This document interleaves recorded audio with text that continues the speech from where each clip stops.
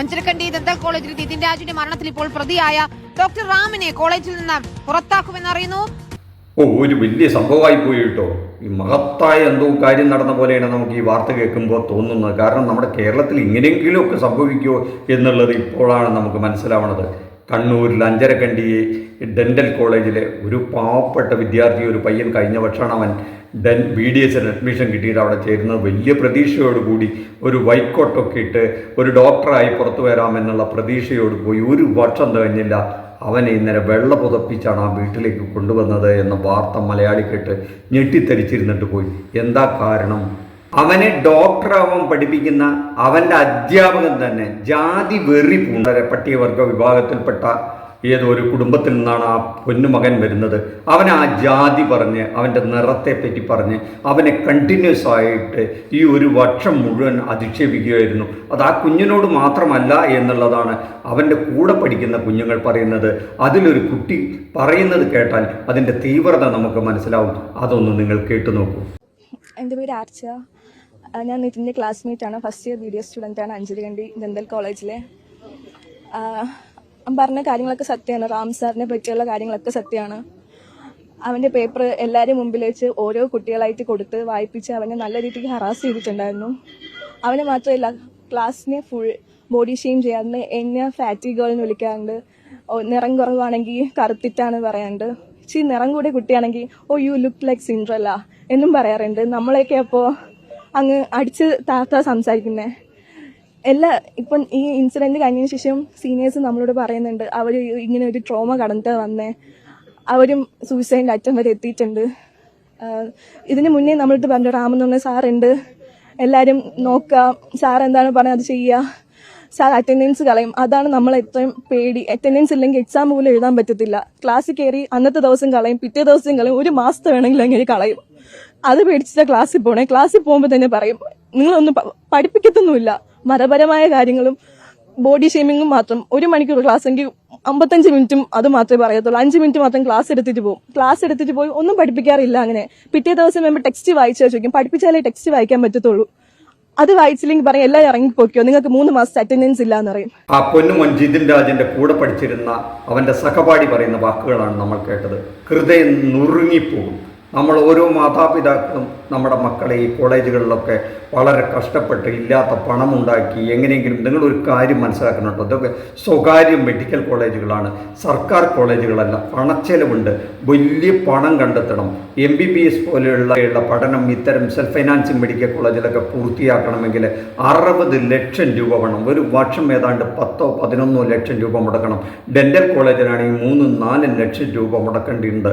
ഇതൊക്കെ ഉണ്ടാക്കിയെടുത്തത് നിങ്ങൾക്കറിയാം ഇവിടുത്തെ സർക്കാർ ഒത്താശ ചെയ്തിട്ടാണെന്നുള്ള കാര്യത്തിൽ തർക്കമില്ല. നിങ്ങളുടെ കേരളത്തിൽ വലിയ പണം ഉണ്ടാക്കാനുള്ള 2 സാധ്യതകൾ: വലിയ വലിയ ഹോസ്പിറ്റലുകൾ തുടങ്ങുക, പിന്നെ വലിയ വലിയ വിദ്യാഭ്യാസ സ്ഥാപനങ്ങൾ തുടങ്ങുക എന്നുള്ളതാണ്. ഇതിലൊക്കെ അഡ്മിഷൻ കിട്ടണമെങ്കിൽ, പ്രത്യേകിച്ചും കേരളത്തിലെ എല്ലാവരും പഠിപ്പിന് വലിയ പ്രാധാന്യം കൊടുക്കുന്നതുകൊണ്ട് എവിടെ അഡ്മിഷൻ കിട്ടിയാലും വാങ്ങിക്കും. അവരെത്ര പണം ചിലവാക്കിയാലും, വീട് തന്നെ പണയം വെച്ചാലും തങ്ങളുടെ മക്കളെ പഠിപ്പിക്കണമെന്നുള്ള ആഗ്രഹം കൊണ്ട് അവർ ബാങ്ക് ലോൺ എടുക്കും, തങ്ങളുടെ മക്കളെ പഠിപ്പിക്കുകയും ചെയ്യും. നിങ്ങൾ ഓർക്കുന്നുണ്ടോ എന്നറിയില്ല, വർഷങ്ങൾക്ക് മുമ്പാണ് കൂത്തുപറമ്പ് വെടിവെപ്പിൽ 5 പേര് മരണപ്പെട്ടിട്ടുണ്ടായിരുന്നു. അന്ന് SFI പോലെയുള്ള സംഘടനകളും CPM ഒക്കെ ഈ സെൽഫ് ഫൈനാൻസിങ് കോളേജുകൾക്കെതിരെ ഒരു സമരം സംഘടിപ്പിച്ചു. അതിൻ്റെ ജീവിക്കുന്ന ഒരു രക്തസാക്ഷി ഉണ്ടായിരുന്നു, സഖാവ് പുഷ്പൻ. ഈ അടുത്ത കാലത്താണ് അദ്ദേഹം നമ്മെ വിട്ടുപിരിഞ്ഞത്. കോടിയേരി ബാലകൃഷ്ണൻ മരിച്ചു കിടക്കുമ്പോൾ അദ്ദേഹത്തെ അവസാനമായി കാണാൻ പുഷ്പൻ വരുന്ന ഒരു രംഗമൊക്കെ ഉണ്ട്. കരളലിയിപ്പിക്കുന്ന ഒരു രംഗമായിരുന്നു അത്.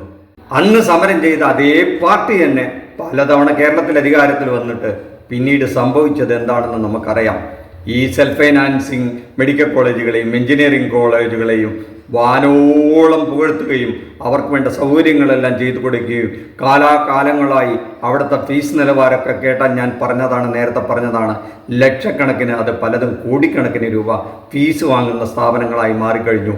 അവിടെ ജോലി ചെയ്യുന്ന അധ്യാപകർ ഈ തരത്തിലല്ലാതെ കുട്ടികളോട് പെരുമാറിയില്ലെങ്കിലേ അത്ഭുതമുള്ളൂ. ഇത്രയും വലിയ തുക കൊടുത്ത് പഠിക്കുന്ന കുട്ടികളോടാണ് ഈ കസ്മലന്മാർ അധ്യാപക വേഷം പൂണ്ട മനുഷ്യർ ഇങ്ങനെ ചെയ്യുന്നത് എന്നറിയാം.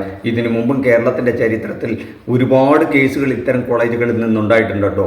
അന്നൊക്കെ ഇതുണ്ടായിട്ടും ഒരു നടപടിയും എടുത്തില്ല. എല്ലാവരെയും ഇവർ സംരക്ഷിച്ചു. കാരണം ഇവരുടെയൊക്കെ പലരുടെയും ബന്ധുക്കളാണ് ഇതിനകത്തുള്ള ഈ സ്ഥാപനം നടത്തുന്നവരും അതിലെ ജോലിക്കാരും എന്നുള്ളത് തന്നെയാണ് കാരണം. പല വിധത്തിൽ ഈ കോളേജുകളെ നിയന്ത്രിക്കണം എന്നുള്ളത് ഈ സർക്കാരിനോട് പലകുറി ആവശ്യപ്പെട്ടിട്ടും അവരത് മൈൻഡ് ചെയ്തേയില്ല. കേരളത്തിന് പുറത്തുള്ള സെൽഫ് ഫൈനാൻസിങ് മെഡിക്കൽ കോളേജിൽ നിങ്ങൾ ശ്രദ്ധിച്ചറിയാം, കർണാടകയായാലും തെലുങ്കാനയായാലും ആന്ധ്രയായാലും ബീഹാറിലായാലും അവിടുത്തെ പകുതിയിലധികം സീറ്റുകളിൽ ഗവൺമെൻറ് ഫീസിൽ പഠിപ്പിക്കാനുള്ള സൗകര്യമുള്ളപ്പോൾ കേരളത്തിൽ മാത്രം ലക്ഷക്കണക്കിന് രൂപ ഫീസ് കൊടുത്താലേ പഠിക്കാൻ പറ്റുള്ളൂ എന്നുള്ള ഒരവസ്ഥയുണ്ട്. എന്നിട്ടും ഇത്തരം സ്ഥാപനങ്ങളിലെ മാനേജ്മെൻറ്റും ചില അധ്യാപകരും കുട്ടികളോട് ഈ വിധത്തിൽ പെരുമാറുന്നു എന്നുള്ളത് വളരെ സങ്കടകരമായ അവസ്ഥയാണ്. അറ്റൻഡൻസ് കട്ട് ചെയ്യുമെന്ന് പറഞ്ഞ് ഭീഷണിപ്പെടുത്തുക, പരീക്ഷ എഴുതാൻ സമ്മതിക്കില്ല എന്ന് പറഞ്ഞ് ഭീഷണിപ്പെടുത്തുക, ഇൻറ്റേണൽ മാർക്ക് കുറയ്ക്കുമെന്ന് പറഞ്ഞ് ഭീഷണിപ്പെടുത്തുക. കാരണം വലിയ തുക കൊടുത്തിട്ടാണല്ലോ ഈ സ്ഥാപനങ്ങളിലൊക്കെ കുട്ടികൾ പഠിക്കുന്നത്. വലിയ കഷ്ടപ്പെട്ടാണ് രക്ഷിതാക്കൾ അവരെ അവിടെ എത്തിക്കുന്നത്. അപ്പോൾ എന്തെങ്കിലും തരത്തിൽ ഇവരോട് മറുത്ത് പറഞ്ഞു കഴിഞ്ഞാൽ തങ്ങളുടെ ജീവിതം തന്നെ നിന്നു പോകും, അല്ലെങ്കിൽ തങ്ങൾ ഈ എന്തിനാണോ ഇങ്ങോട്ട് വന്നത് അത് നിലച്ചു പോകും എന്നുള്ള ഭയത്താൽ ഇവരാരും തന്നെ പുറത്തു പറയില്ല. അത് അവരുടെ ഉള്ളിലൊരു സമ്മർദ്ദമാകും.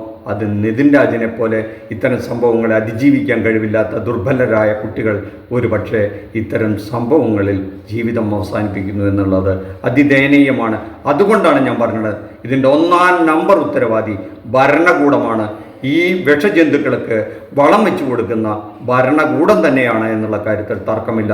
ഇത് കേൾക്കുന്ന നമ്മുടെ പ്രേക്ഷകർ നിശ്ചയിക്കട്ടെ, ഇതിലെ ആരാണ് ഉത്തരവാദി എന്നുള്ളത്. ആ അധ്യാപകൻ്റെ ഒരു കരുവാണ് അദ്ദേഹത്തിന് കരുത്ത് നൽകുന്നതും മനോധൈര്യം നൽകുന്നതും ഇത്തരത്തിൽ പീഡിപ്പിക്കാനുള്ള ഒരവസരം നൽകുന്നതും. തീർച്ചയായിട്ടും ഇവിടെ ഒന്നും ചെയ്യില്ല ഇങ്ങനെ ചെയ്താലും എന്നുള്ള ഒരു വലിയ പിൻബലമുണ്ട്. അത് തന്നെയാകാനാണ് സാധ്യത എന്നാണ് എനിക്ക് തോന്നുന്നത്. നന്ദി, നമസ്കാരം. മറ്റൊരു വിഷയവുമായി മറ്റൊരു എപ്പിസോഡ് കാണുന്നവരെ താങ്ക് യു.